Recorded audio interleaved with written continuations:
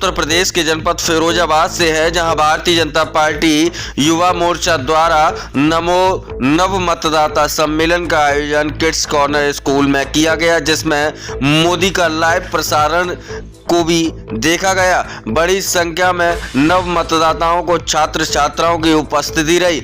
मुख्य अतिथि के तौर पर सदर विधायक मनीष असीजा, स्कूल के डायरेक्टर शिक्षाविद मयंक भटनागर, युवा मोर्चा के पदाधिकारी अंकित तिवारी उपस्थित रहे। हमारे संवाददाता नरेंद्र सिंह व गौरव मिश्रा ने की यह बात। क्या कुछ कहना था सदर विधायक का और क्या कुछ कहना था शिक्षाविद डॉक्टर मयंक भटनागर का, आप स्वयं सुनिए इस खास रिपोर्ट में।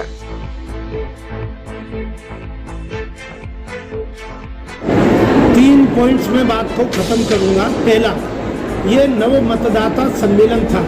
ऐसे बच्चे जो 1 जनवरी को 18 साल के हो गए, उनके वोट बनने चाहिए। तो अभी तक क्या होता था, एक जमाने में बूथ कैप्चरिंग हुआ करती थी, एक घर में 50-50 वोट हुआ करते थे। ये माननीय मोदी जी का युग है, हर व्यक्ति का मतदान का अधिकार सुनिश्चित हो, जिससे इस देश की भविष्य को नियत करने वाली सरकार में उनकी सुनिश्चित भागीदारी हो।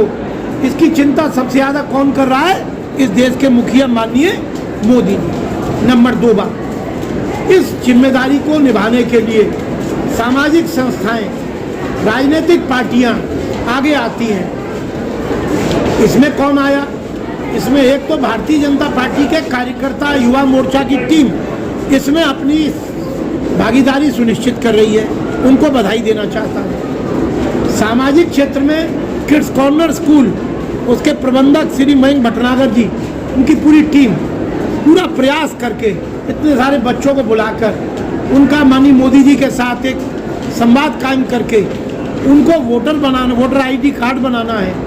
ऐसा करने के लिए उनको भी धन्यवाद देता हूँ। तीसरी सबसे मुख्य बात, माननीय प्रधानमंत्री जी ने बोला है कि नव मतदाता केवल वोटर ID कार्ड ही नहीं बनाएं, अपितु नमो ऐप डाउनलोड करने के बाद इस देश की आने वाले भविष्य को और ऊंचाइयों पे पहुंचाने के लिए कौन कौन से ऐसे विचार हैं जो हमारी युवा पीढ़ी सोचती है, वो उसको शेयर करें। माननीय मोदी जी ने ये बोला है कि वो बहुमूल्य सुझाव जिनके साथ तर्क होगा, जो किए जाने योग्य होंगे, उनको न केवल स्वीकार ही किया जाएगा, अपितु PMO कार्यालय में बुलाकर ऐसे सुझाव देने वालों के साथ एक वार्ता भी होगी, उनको भी धन्यवाद ज्ञापित किया जाएगा। आपके सामने इस बात को बोलने के भाव में 2 बातें, एक आपके साथ एक मीडिया कवरेज हुई, दूसरा आपसे भी प्रार्थना है कि भारत के संवाद के सबसे सशक्त माध्यम के रूप में जो आप मीडिया के भाई हैं, आपके माध्यम से भी ये विचार और अधिक आगे संप्रेषित होंगे। इस भावना के साथ बहुत बहुत धन्यवाद। देखिए, हमारे देश के यशस्वी प्रधानमंत्री आदरणीय नरेंद्र मोदी द्वारा आज युवा मतदाताओं को ये बताया गया कि उन युवा मतदाताओं की महत्वता क्या है।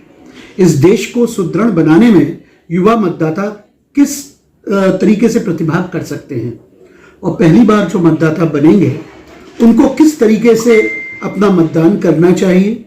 और उन्होंने युवा मतदाताओं और युवा वर्ग से ये भी अपील करी कि ये ज़रूरी नहीं है कि हर बच्चा पढ़ाई में ही अपनी उत्कृष्टता दिखाए।